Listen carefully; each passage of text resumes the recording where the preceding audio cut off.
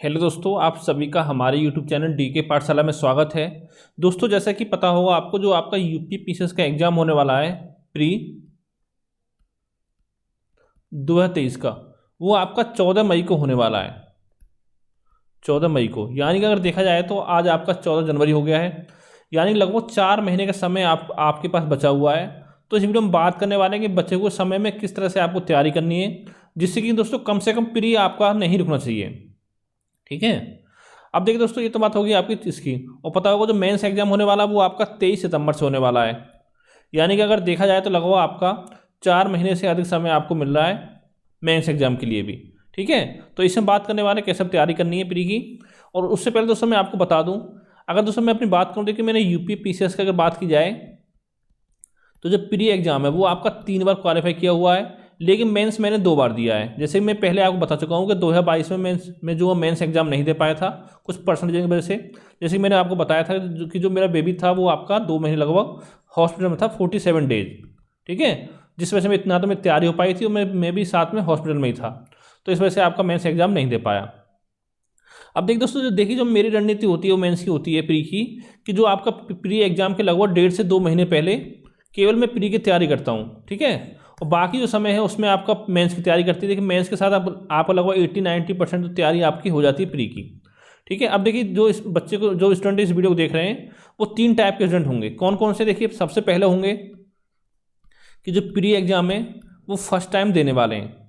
ठीक है। और दूसरे होंगे कि जो प्री बार बार दे रहे हैं लेकिन फेल हो रहे हैं प्री में, यानी प्री भी क्वालिफाई नहीं कर पा रहे हैं। और कुछ बच्चे ऐसे होंगे जो आपका मेंस में क्वालिफाई नहीं कर पा रहे हैं, प्री तो उनको निकल जाता है। अब देखिए हम बात करें जो फर्स्ट टाइम देने वाले हैं, तो उनके लिए कहना चाहता हूँ कि वो केवल अपना प्री पर फोकस करें, और साथ ही जो प्री एक बार भी क्लियर नहीं कर पाएँ वो भी केवल अपना प्री पर ही फोकस करें। क्यों करें? क्यों, देखिए दोस्तों, अगर आप प्री क्लियर कर लोगे तो जो बच्चों को 4 महीने में आपकी इतनी पढ़ाई हो जाएगी कि जो आपकी पढ़ाई 1 साल से नहीं हो पाई होगी। ठीक है। क्योंकि अलग ही अपना कॉन्फिडेंस आपके अंदर आता है। और बात करें, देखिए लगभग अगर आपके 90 से 95 क्वेश्चन सही हो रहे हैं नेगेटिव मार्क हटाने के बाद, तो ये मान चलो 100% जो आपका प्री एग्जाम क्लियर हो जाएगा। और जो मेंस में रह जाते हैं उनके लिए कहना चाहूँगा, देखिए मेंस और प्री आप साथ में तैयारी करें। ठीक है। उसमें कुछ नया नहीं, प्री आपका पिछली बार अगर आपने प्री क्वालिफाई किया है तो इस बार भी आपका प्री 100% क्वालिफाई हो जाएगा, अगर आपने करंट अफेयर पर फोकस अच्छे से कर लिया, क्योंकि जीएस तो आपको तैयारी होगा। ठीक है। अब देखिए दोस्तों, पहले क्या होता था, आज से लगभग 4-5 साल पहले, कि जो प्री एग्जाम होता था, चाहे आपका यूपी पीसीएस का हो चाहे आपका आरओ का हो, तो बच्चे तो करंट अफेयर पढ़ते थे और एक पढ़ते थे घटनाचक्र पूर्वावलोकन, और साथ ही एक पढ़ते थे लूसेंट जीके। ठीक है। तो इतना पढ़ने के बाद उनका जो प्री है वो आपका क्लियर हो जाता था। लेकिन दोस्तों अब पता होगा, अब आपका टाइम जो वो आपका चेंज हो रहा है धीरे धीरे। ठीक है। अब आपका इन चीज़ों को पढ़कर एग्जाम नहीं निकल सकता, यानी कि आपको अच्छी खासी मेहनत करनी पड़ेगी। ये नहीं कि आपने एक किताब पढ़ ली तो आपका सिलेक्शन हो गया। ठीक है। वो टाइम आपका जा चुका है, तो उसी में बात करने वाले हैं। ठीक है। अब देखो दोस्तों, बात करते हैं सब्जेक्ट वाइज, किस तरह से आपको पढ़ना है, कौन सब्जेक्ट कहाँ से आपको पढ़नी है। सबसे पहले हम बात करते हैं आपका इतिहास की। आपको पता होगा इतिहास से चार चार से पूछ जाती है, तो प्राचीन भारत आपका आता है, प्राचीन इतिहास। एक आपका मध्यकालीन हो गया और एक आपका आधुनिक हो गया। ठीक है। और एक आपका हो गया कला एवं संस्कृति। तो ये 3 चीज़ आपकी यहाँ पे हो गई। ठीक, 4 चीज़। तो देखिए दोस्तों, अगर हम बात करें प्राचीन मध्यकालीन आधुनिक की, अभी ज़्यादा समय आपके पास नहीं है, तो दोस्तों एक बुक आपकी मार्केट में आती है। आपको पता होगा कि 2011 से पहले आपका ये यूपीएससी एग्जाम होता था, उसमें जो प्री होता था उसमें सी सेट आपका नहीं था। सी सेट 2011 के बाद आपका लागू किया गया है। तो उस समय क्या था आपका, एक आपका ऑप्शनल सब्जेक्ट होता था। पता होगा आपको यूपीएससी में 2 ऑप्शन होते थे मेंस में, एक होता था आपका प्री में। उसमें क्या था, जो प्री में होता था ऑप्शनल, उसके बाद आपका ऑब्जेक्टिव होता था। ठीक है। तो उस समय एक ऐतिहासिक किताब आती थी किरण पब्लिकेशन की, किरण पब्लिक किताब आती थी भारतीय इतिहास। ठीक है, वैकल्पिक विषय। तो दोस्तों उसको आप खरीद सकते हो मार्केट से। ठीक है, अगर आपको इस समय मिल जाए तो। उसमें क्या है, आपको तीनों इसमें इतिहास आपका अच्छे दे रखा है उसमें पॉइंट वाइज। तो उसको आप पढ़ लें 4-5 बार कम से कम। अगर आप एक बार पढ़ोगे तो एक बार से आपका काम नहीं होगा। ठीक है। कम से कम आपको 4-5 बार उसको पढ़ना पड़ेगा अच्छे से। ठीक है, ये बात होगी उसकी। और बात करें कला एवं संस्कृति, दोस्तों अगर आप प्राचीन मध्यकालीन भारत पढ़ोगे तो कुछ चीज़ें आपकी कला एवं संस्कृति कवर यहाँ पे हो जाएंगी। और इसके अलावा अगर पढ़ना चाहते हो तो नितिन सिंघानिया सर की बुक आती है, उसको आप पढ़ सकते हो। लेकिन दोस्तों मैं बोलूँगा अभी आप फिलहाल इसको छोड़ दो, जब आपकी बाकी तैयार हो जाए उसके बाद आप इसको पढ़ना, कला एवं संस्कृति को। ठीक है, क्योंकि इसमें आपको थोड़ा समय लग सकता है। ये बात आपकी इतनी हो गई। ठीक है। और इसका दोस्तों हम बात करें दूसरे पे आपका आता है भूगोल, जिसमें भारत का भूगोल साथ में विश्व का भूगोल। तो देखिए दोस्तों, इसके लिए पढ़नी है आपको महेश वर्मा सर की बुक पढ़नी है, ठीक है। इसके अलावा कोई और बुक आप मत पढ़ना, ठीक है। इसको पढ़ लो अच्छे से 2-3 बार, मतलब भारत के भूगोल के लिए, विश्व के भूगोल के लिए। और साथ में एक काम आपको करना है, इसमें एटलस जरूर पढ़ना है। अब देखिए, एटलस से बहुत सारे बच्चे नहीं पढ़ते हैं, लेकिन इससे फ़ायदा क्या होता है कि दोस्तों आपने देखा होगा पीसीएस हो या यूपीएससी हो, 3-4 क्वेश्चन आपके ऐसे पूछे जाते हैं कि जो एटलस में बेस होते हैं। जैसे आपसे पूछ लिया 4 आपको सिटी के नाम दे दिया, ठीक है, तो पूछ लिया कि आपका इनको पूर्व से पश्चिम की तरफ क्रम लगाओ या पश्चिम से पूर्व तक क्रम लगाओ।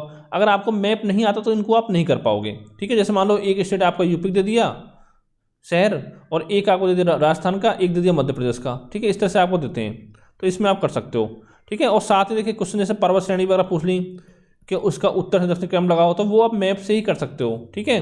जैसे द्वीप वगैरह हो, जल संधि वगैरह हो, मैप से करोगे तो उसको पढ़ने में आपको ज़्यादा आसानी होगी, लेकिन वैसे रट्टा मारोगे तो उसमें आपको दिक्कत आ सकती है, ठीक है। ये बात होगी भूगोल की।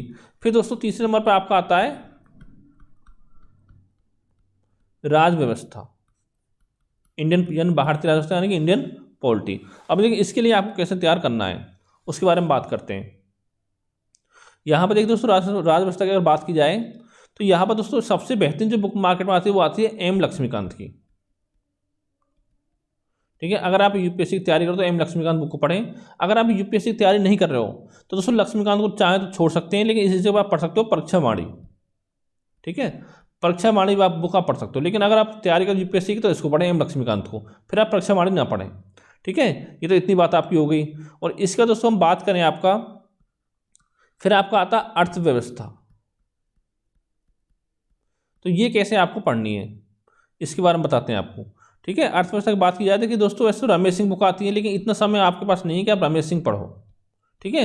लेकिन ये जो आपकी बुक है इसे बेसिकली होते हैं, साथ में मेंस में भी बहुत आपकी हेल्प करती है रमेश सिंह की बुक, सर की बुक, ठीक है।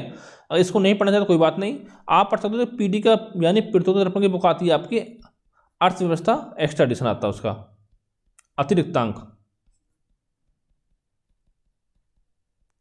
ठीक है। ये बुक आपकी हर साल आपकी आती है, तो अभी पता नहीं आई है नहीं आई इस साल, तो उसको देख सकते हो, इसको आप ले लेना, ठीक है। नहीं आई तो फरवरी के आसपास में शायद आपकी आ जाएगी।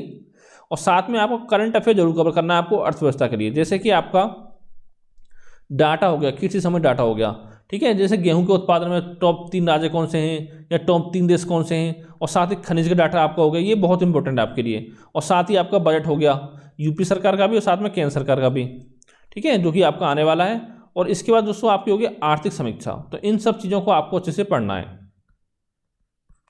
ठीक है। इतना यहाँ पे आपको हो गया। और इसके बाद दोस्तों हम बात करें तो फिर आपका आता है पर्यावरण 5 नंबर पर। इसमें क्या करना है दोस्तों, एक बुक दोस्तों आपकी आती है दृष्टि कोचिंग की, उसको पढ़ सकते हो चाहो तो। अगर इसको आप नहीं पढ़ना चाहते तो परीक्षा वाणी भी आप पढ़ सकते हो, ठीक है। वो आपकी इच्छा है कौन सी पढ़नी, लेकिन दोनों आपको नहीं पढ़नी, केवल एक बुक इसमें से आपको पढ़नी है। और इसके बाद दोस्तों आपका आता है सामान्य विज्ञान। इसमें क्या पढ़ना है सामान्य विज्ञान में आपको, तो देखिए दोस्तों इसके लिए पढ़नी है आपको लूसेंट की सामान्य विज्ञान आपकी आती है, सामान्य ज्ञानी सामान्य विज्ञान, ठीक है। और सबसे ज़्यादा क्वेश्चन आपके एग्जाम पूछे जाते हैं आपके बायोलॉजी से। और अगर देखिए आपको समय मिले तो एक काम आप और कर सकते हो कि परीक्षा वाणी की जीव विज्ञान भी साथ में पढ़ सकते हो, अगर समय आपको मिले तो, ठीक है। और बाकी फिजिक्स केमिस्ट्री बायोलॉजी आपका लूसेंट से कवर हो जाएगी। और साथ ही देखिए जो साइंस टेक की बात की जाए तो ये आपका करंट अफेयर से कवर हो जाएगा, उसकी आपको टेंशन नहीं लेनी है। फिर दोस्तों आपका आता है इसके बाद यूपीजी के। देखिए यूपीजी के कहाँ से पढ़ना है दोस्तों, आपको यूपीजी का पढ़ना है आपको परीक्षा वाणी से, ठीक है। परीक्षा वाणी बुक पढ़नी है आपको यूपीजी के लिए, इसी से आपका पूरा कवर हो जाएगा। लेकिन दोस्तों साथ में जो चैप्टर के बाद आपके एमसीक्यू दे रखे हैं वो भी आपको जरूर सॉल्व करने हैं, ठीक है। अब देखिए दोस्तों पढ़ना कैसे है आपको परीक्षा वाणी, मैं आपको बताता हूँ। जैसे मान लो आप पढ़ रहे हो, आपका जनगणना पढ़ रहे हो भारत की, तो पहले भारत की जनगणना पढ़ लो, उसके बाद आपका यूपीजी के से पढ़ लो आप यूपी जनगणना, यानी वो टॉपिक आपके एक साथ आपके कवर हो जाएं। इस तरह से आपको यहाँ पर पढ़ना है, ठीक है। फिर दोस्तों सबसे आखिरी में आपका आता है करंट अफेयर। तो दोस्तों इसके लिए क्या करना है, सबसे पहले जो मैगजीन पढ़नी है आपको घटनासार। अगर बात यह इस समय मार्केट में आपके 1 साल की घटनासार आपकी आई हुई है, उसको खरीद लीजिए, ठीक है। आपको 100-125 रुपये के आसपास मिल जाएगी, उसको अच्छे से खरीद ले पहले आप, ठीक है, करंट अफेयर की घटनासार। और इसका दोस्तों क्या काम करना है आपको, इसमें देखिए आपको पढ़ना है मेनली करंट अफेयर कहाँ से तैयार करना है। तो दोस्तों आपको 1 जुलाई से तैयार करिए करंट अफेयर, 1 जुलाई 2022 से लेकर और आपको लगभग 25 या 20 अप्रैल तक का 2023 तक का इतना करंट अफेयर यहाँ पे आपको तैयार कर लेना अच्छे से, ठीक है। इससे ज़्यादा आपको नहीं पढ़ना है। तो एक घटना सार जो आई उसमें आपको जुलाई के जो करंट अफेयर वहाँ से आपको स्टार्ट करना है। जैसे कुछ आपकी नियुक्ति वगैरह है उसको आप चाहो तो जनवरी फरवरी से आप पढ़ सकते हो, ठीक है, उसमें कोई दिक्कत नहीं है। लेकिन दोस्तों साथ ही आपको नोट जरूर बनाने हैं। कैसे बनाने, जैसे आप पढ़ रहे हो पुरस्कार, तो एक जगह पुरस्कार सारे नोट कर लो जितने पुरस्कार हैं, और जो आने वाला समय आपको वो जनवरी फरवरी मार्च में जितनी पुरस्कार आपको दिए जाएंगे नए, तो उनको वहाँ पर आप नोट कर जाने चाहिए, ठीक है। चाहे फिल्मी पुरस्कार हो, खेल पुरस्कार हो या आपका साहित्य पुरस्कार, यानी कोई पुरस्कार आपका हो अच्छे से, उनको आपको इस तरह से तैयार कर लेना है, ठीक है। ये बात इतनी आपकी हो गई है। और दोस्तों इसके बाद हम अगर आप बात करें, घटना सार पढ़ लिया आपने, और फिर आपको जो एग्जाम होगा तो एग्जाम से पहले एक घटना चक्र की बुक आपकी आएगी, ठीक है। वो आपकी आती है दृष्टि करके, उसको भी आपको खरीद लेना है, उसको पढ़ना है। और साथ में उसको क्या करना है आपको, इसको पढ़ के घटना सार को जो आपका ईयरली आया हुआ है, इसके बाद आपको मंथली भी पढ़ना है, ठीक है। जनवरी से लेकर अप्रैल तक आपको मंथली घटना सार भी साथ में पढ़ना है। तो इतना आपको 2 आपको मैगजीन पढ़नी है, इसके 2 के अलावा कोई और मैगजीन आप ना पढ़ें। और दोस्तों अगर आप इतना नहीं पढ़ना चाहते हो तो कुछ इंतजार कर लीजिए, जब आपका एग्जाम होगा, यानी कि कह सकते हो कि 25 अप्रैल के आसपास में, ठीक है, मैं एक आपको PDF प्रोवाइड करा दूंगा जिसमें जितनी भी अच्छी मैगजीन आती हैं, जो भी क्वेश्चन आपके एग्जाम बन सकते हैं वो सारे उसमें कवर हो जाएंगे। ये लगभग आपका 60 से 70 पेजों का होगा। ये फ्री में आपको PDF हमारे चैनल के माध्यम से प्रोवाइड करा दी जाएगी, जो कि आपके एग्जाम के लिए बहुत ज़्यादा इंपॉर्टेंट रहेगी, जिससे कि दोस्तों आपको नोट्स नहीं बनाने पड़ेंगे, सारा कुछ आपको एक साथ मिल जाएगा एक जगह पर, ठीक है। इतना काम आपको कर लेना है। और ये दोस्तों आपको लगभग 25 अप्रैल के आसपास मिल जाएगा नोट्स, और ये आपके बिल्कुल फ्री रहेंगे, कोई इसका आपको कोई पैसा नहीं देना है, ठीक है। तो इतना आपको करंट अफेयर, तो इतना आपको तैयार करना है। अब देखिए बच्चों को सवाल आता है सर टाइम टेबल किस तरह से हम बनाएं स्टडी के लिए। तो यहाँ पर देखिए दोस्तों, कम से कम अगर आपको एग्जाम क्लियर करना है तो लगभग 8 घंटे की आप स्टडी करनी है आपको। उसमें किस तरह से आप टाइम को डिवाइड कर सकते हो, जैसे कि आपका 1 घंटा एक शेड्यूल हो गया 1 घंटे का,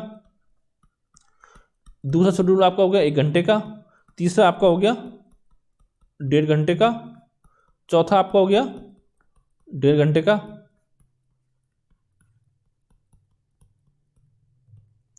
ये आपका हो गया 8 घंटे का शेड्यूल। और दोस्तों यहाँ बताना चाहता हूँ आपको कि साथ में देखिए इन सब की जो चीज़ें आपकी GS की जितने सब्जेक्ट हैं उनका घटना चक्र आपका पूर्वावलोकन आपका जरूर होना चाहिए, घटना चक्र पूर्वावलोकन, ठीक है। इसको भी आपको अच्छे से तैयार कर पढ़ना सारा। अब इसको कैसे पढ़ना है, जैसे मान लो आप हिस्ट्री पढ़ रहे हो, इसमें सिंधु घाटी सभ्यता पहले यानी किताब से टॉपिक पढ़ा आपने, उसको क्या करना है आपको, जो भी आपको MCQ मिले उस टॉपिक के, वो सारे टॉपिक का जो सारे MCQ आपको सॉल्व करने हैं घटना चक्र पूर्वावलोकन से, ठीक है। इतना काम आपको करना है विद एक्सप्लेन। ये नहीं कुछ बच्चे क्या करते हैं, क्वेश्चन देखा आंसर लगाया आगे बढ़ गए, ये नहीं, ऐसा आपको नहीं करना है। जो आपके नीचे व्याख्या दे रखी होती है ब्रैकेट में, वो व्याख्या भी आपको अच्छे से तैयार करनी है, ठीक है। अब देखिए 8 घंटे में क्या करना है, देखिए दोस्तों आपका 1 घंटा तो आपको मान लो घटना चक्र पढ़ना डेली, घटना चक्र पूर्वावलोकन, और 1 घंटा में देखिए आपको रिवीजन करना डेली, यानी जितना भी आप पढ़ोगे उसका रिवीजन आपको जरूर करना है। क्यों दोस्तों, जो आप पढ़ते हो उसका रिवीजन करना बहुत जरूरी है। अगर आप रिवीजन नहीं करोगे तो उसका पढ़ने कोई आपका फायदा नहीं है। यानी कि मांग चलो जब तक आपका एग्जाम होगा तो एक चीज़ कम से कम आपकी 6-7 बार आपको तैयार हो जानी चाहिए। जैसे मान लो आज जो भी टॉपिक आपने पढ़े, ठीक है, उसको शाम को 1 घंटे आप रिवाइज करिए सारा, और फिर अगले दिन आपका नया टॉपिक पढ़िए, फिर उसको शाम को रिवाइज करिए। आप देखिए यहाँ पर बचते हैं आपको 1.5 घंटे के 4 शेड्यूल। इसमें क्या है, इसमें आपको पढ़ना है GS की सब्जेक्ट पढ़नी है सारी, ठीक है। जैसे मान लो इस 1.5 घंटे में आप इतिहास पढ़ लो, साथ में राजस्व पढ़ लो, यहाँ पर UPG का पढ़ लो, करंट अफेयर पढ़ लो, वो आपकी इच्छा है किस तरह से आपको पढ़ना है। लेकिन सारे सब्जेक्ट आपको पढ़ने, ये नहीं कि आपको पॉलिटी मजा आता है पढ़ने तो पॉलिटी पढ़ रहे हो 1 महीने तक, ये काम आपको नहीं करना है। लगातार आपको सारे सब्जेक्ट लेके चलने हैं। सारे नहीं पढ़ सकते तो कम से कम एक दिन में 3 सब्जेक्ट तो आपको GS के पढ़ने हैं, ठीक है। और बात करें CSET पेपर की, तो दोस्तों यहाँ पर CSET को हल्के मत लेना, क्योंकि दोस्तों मेरा एक फ्रेंड है, उसका क्या हुआ था कि आपका GS तो उसका अच्छे नंबर थे GS में, लेकिन CSET क्वालिफाई नहीं हो पाया। और आपको ये चीज़ पता होगा CSET में आपको 33% नंबर लाने होते हैं सेकंड पेपर में, GS जो होता है आपका प्री में, ठीक है। तो उससे क्या होता है, अगर आपके 33% नंबर नहीं आएंगे तो GS की कॉपी जो वो आपकी चेक नहीं होती है, तो यानी कि वहाँ पर आप डिस्क्वालीफाई हो जाते हो, ठीक है। इस चीज़ का आपको ध्यान रखना है। तो संडे में आप टाइम निकाल सकते हो, संडे में सैटरडे में 1-2 घंटे, उसमें आपको CSET पढ़ना है, मैथ हो गया, रीजनिंग हो गया, ठीक है, इंटरपर्सनल स्किल्स वगैरह हो गया, और पैसेज वगैरह हो गया, जो भी आपको पढ़ना है। तो दोस्तों ये पूरी जानकारी मैं आपको बता दी किस तरह से आपको तैयारी करनी है। अगर इसके अलावा कोई आपका सवाल हो तो नीचे कमेंट करके आप पूछ सकते हो, और या फिर मैंने अपना आपको WhatsApp नंबर दे रखा है, उस WhatsApp नंबर पर आप मैसेज कर सकते हो, ठीक है। लेकिन कॉल आपको नहीं करना है, ठीक है, जो भी आपका सवाल है उसमें मैसेज करना है, जो भी पूछना हो किस किताब से पढ़ें क्या करें वो आप पूछ सकते हो। तो थैंक यू फॉर वॉचिंग।